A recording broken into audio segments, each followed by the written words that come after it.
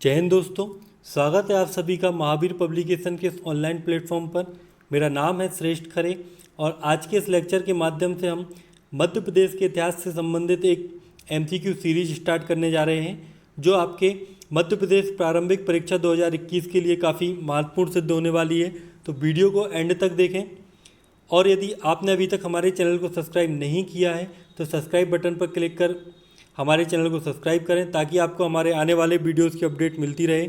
और इस वीडियो की पीडीएफ आप हमारे टेलीग्राम ग्रुप से डाउनलोड कर सकते हैं, जिसकी लिंक मैंने इस वीडियो के डिस्क्रिप्शन में दी है।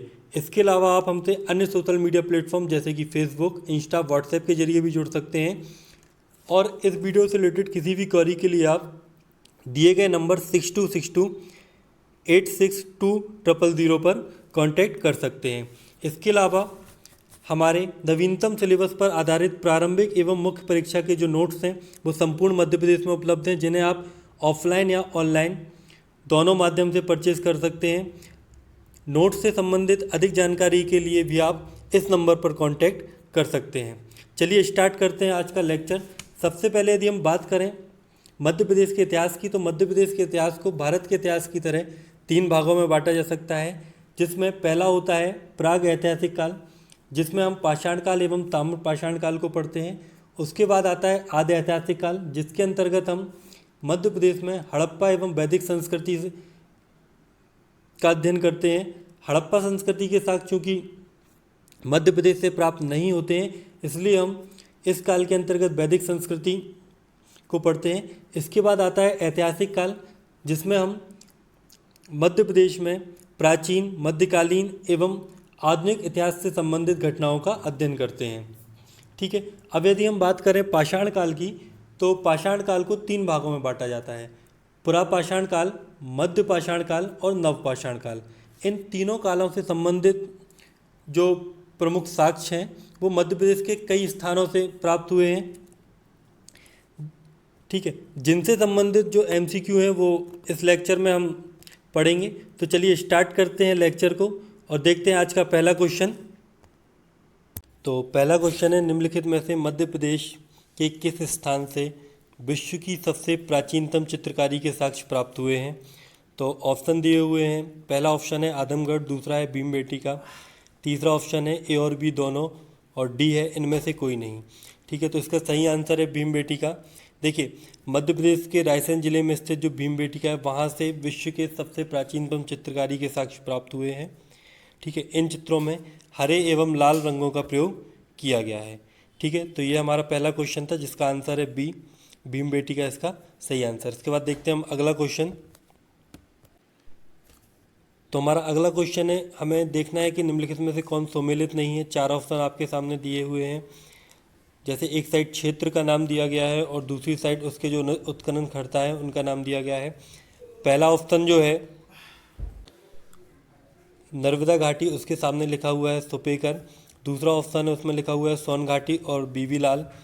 रीवा सतना के सामने लिखा हुआ है जीआर शर्मा और चंबल घाटी के सामने लिखा हुआ है AK श्रीवास्तव।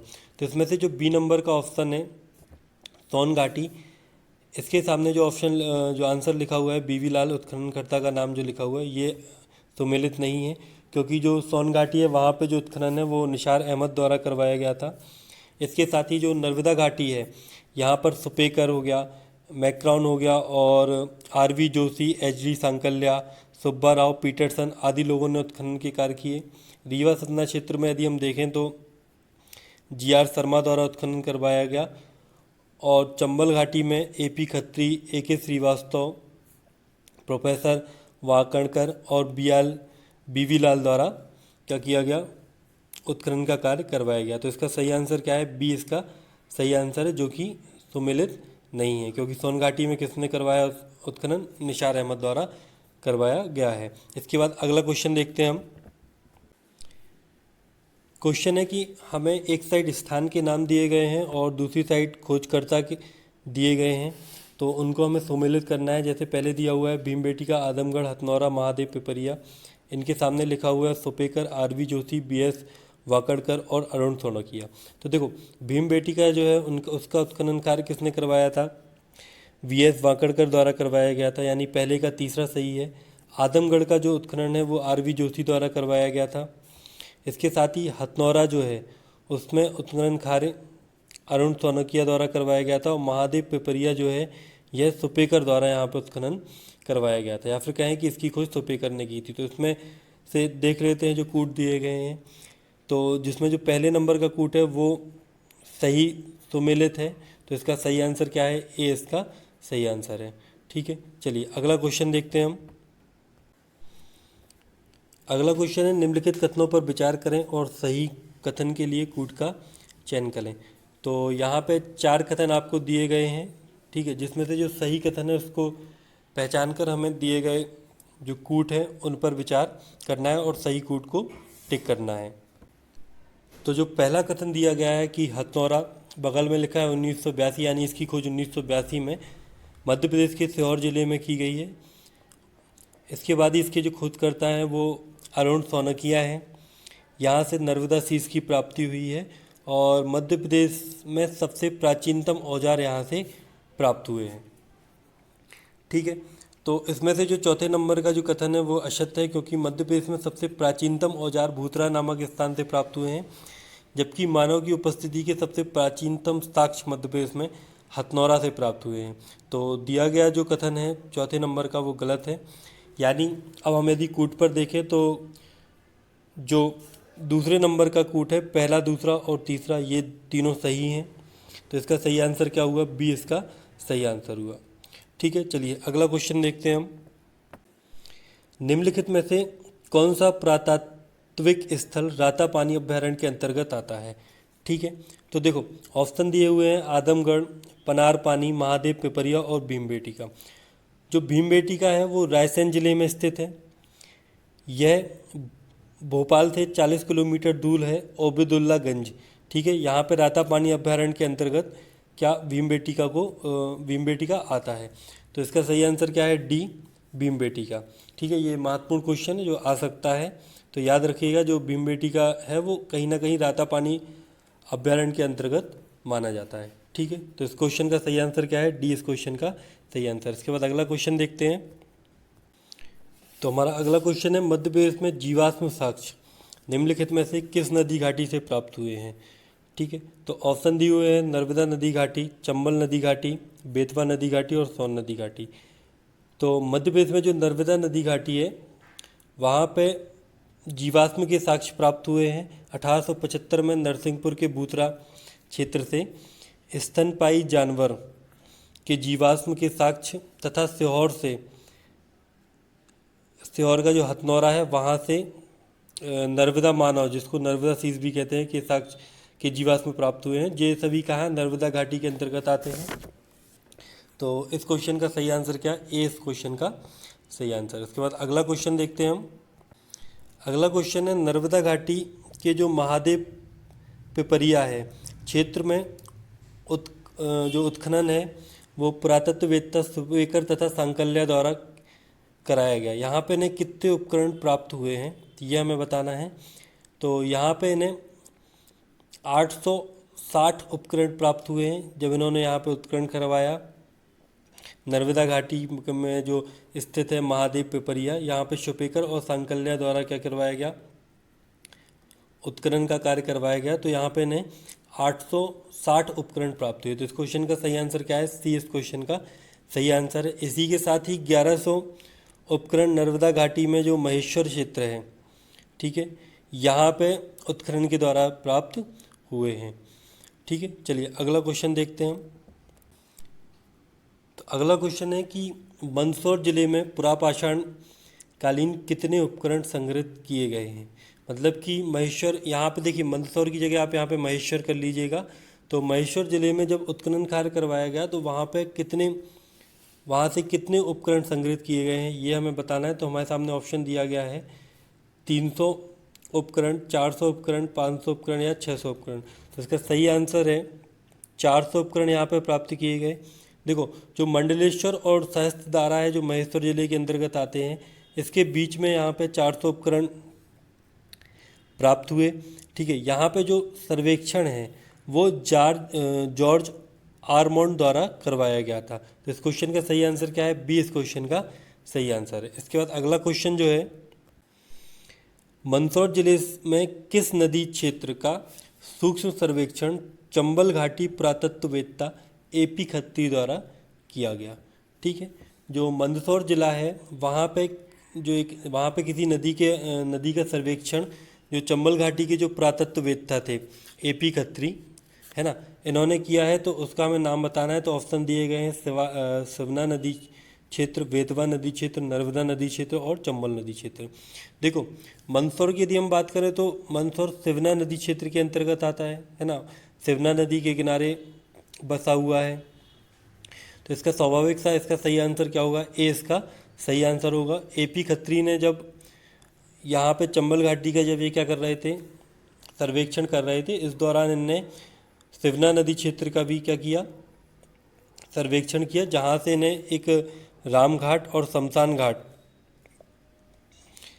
नामक दो स्थान है जहाँ से इन्हें क्या हुआ, पुरापाषाणकालीन उपकरण यहाँ से इनको प्राप्त हुए। ठीक है, तो इस क्वेश्चन का सही आंसर क्या है? ए इस क्वेश्चन का सही आंसर। इसके बाद अगला क्वेश्चन देखते हैं।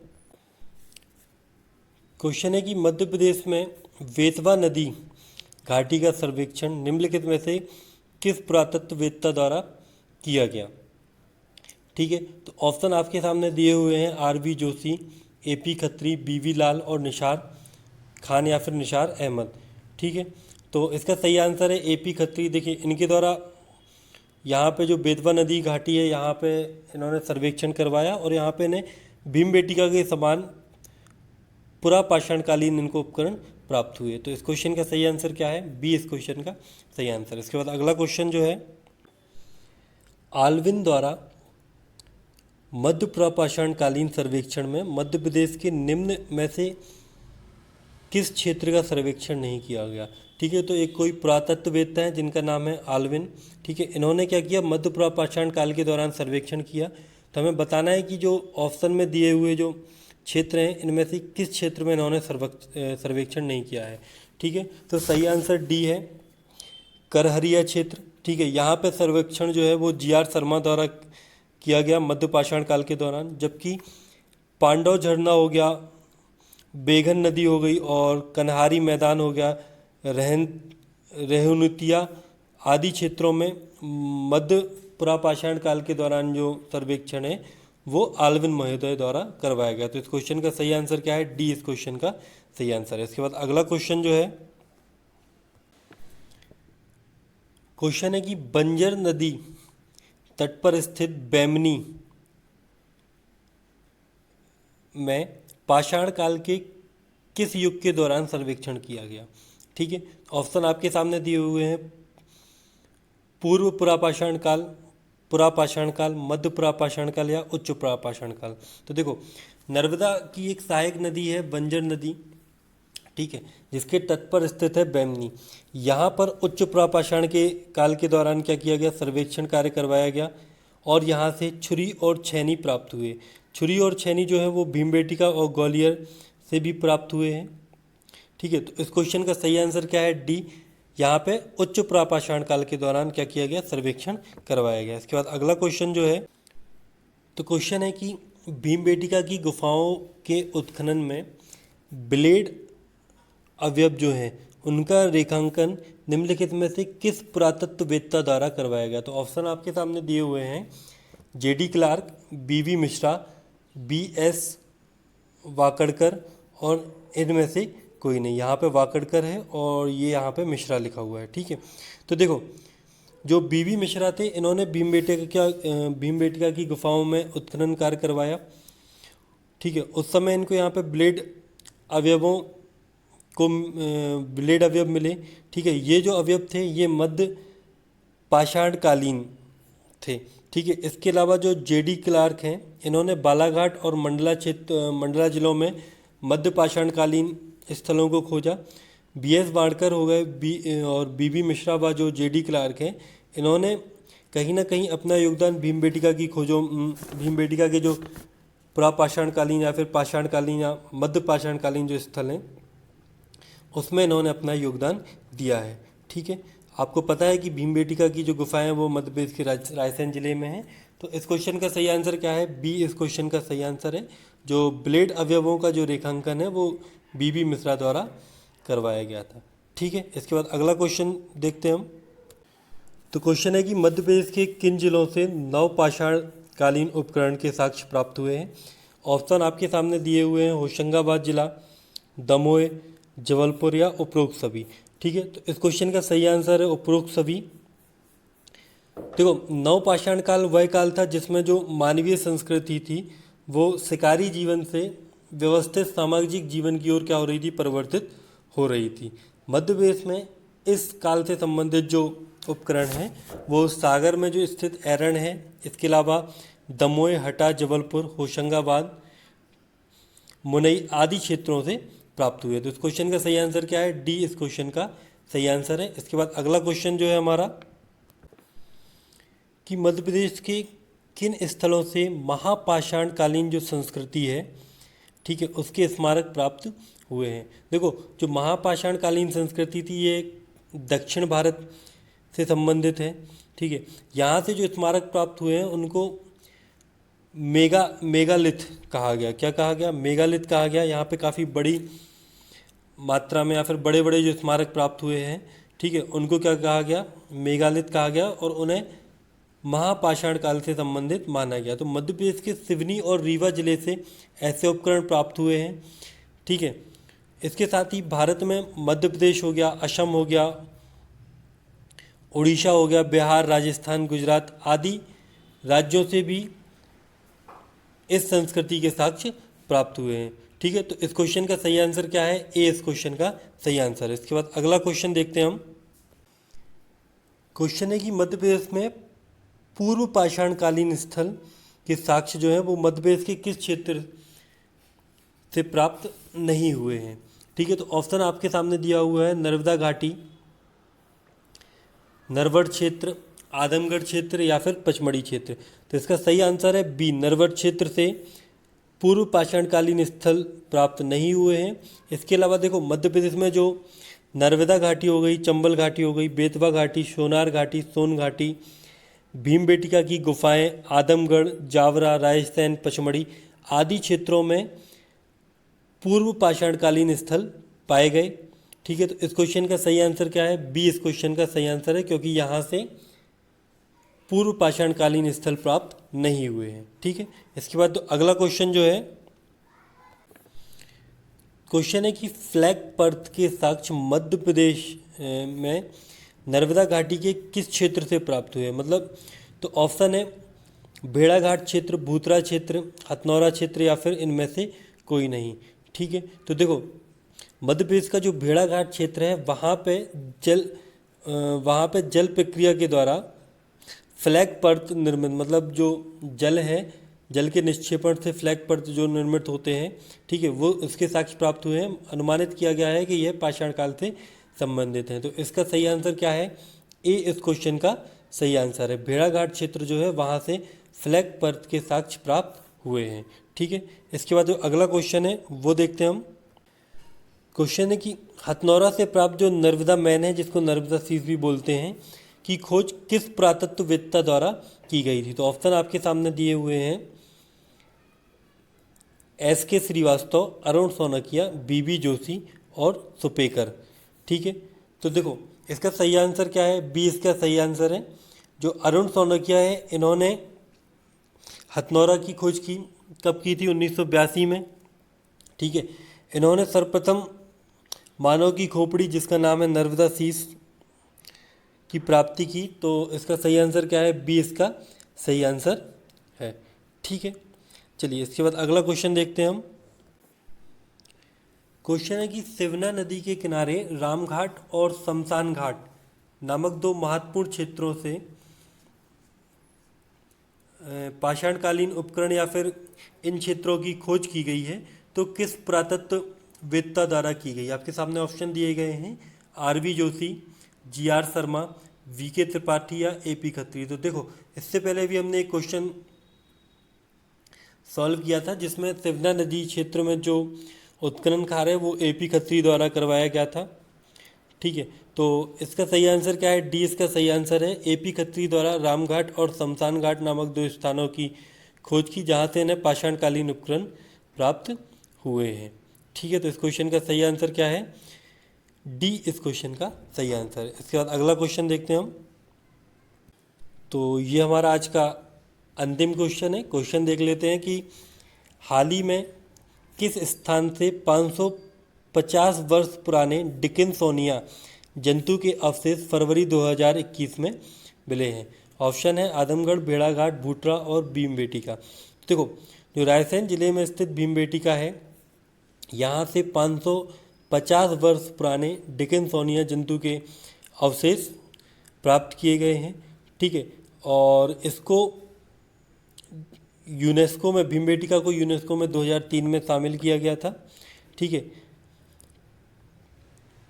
और इसकी खोज आपको पता है वीएच वाकड़कर द्वारा की गई थी। तो इस क्वेश्चन का सही आंसर क्या है? डी इस क्वेश्चन का सही आंसर है। तो आज के लेक्चर में इतना ही। यदि लेक्चर आपको अच्छा लगता है तो लेक्चर को लाइक और शेयर ज़रूर करें। साथ ही आप हमारे चैनल को सब्सक्राइब करें ताकि आपको हमारे जो आने वाले वीडियोज़ हैं उनकी अपडेट मिलती रहे। और इस वीडियो की जो PDF है वो आप हमारे टेलीग्राम ग्रुप से डाउनलोड कर सकते हैं।